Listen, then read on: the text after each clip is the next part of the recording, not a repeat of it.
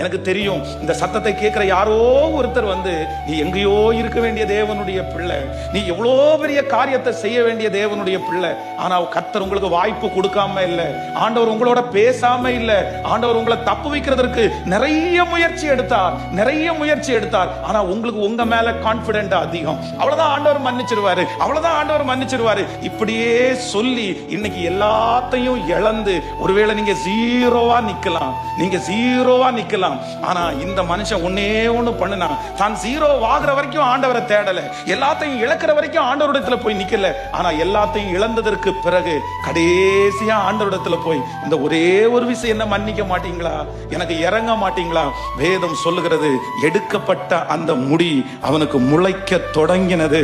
அவன் உயிரோடு இருக்கும் போது அந்த தேசத்திலே செய்ததை விட அவன் மரிக்கும் போது செய்தது மிக பிரம்மாண்டமான காரியம். பிரதர், இதுவரைக்கும் நீங்க வராதது உண்மைதான், இதுவரைக்கும் நீங்க தேடாதது ஒருவேளை இருக்கலாம். ஆனா உண்மையிலேயே நான் நம்புறேன், உங்களை மறுபடியும் அலங்கரிக்கணும்னா, கர்த்தர் உங்களை மறுபடியும் தூக்கி நிறுத்தணும்னா, நீங்க யார்கிட்ட வந்துதான் ஆகணும்னா, நீங்க ஆண்டவரிடத்துல வாங்க.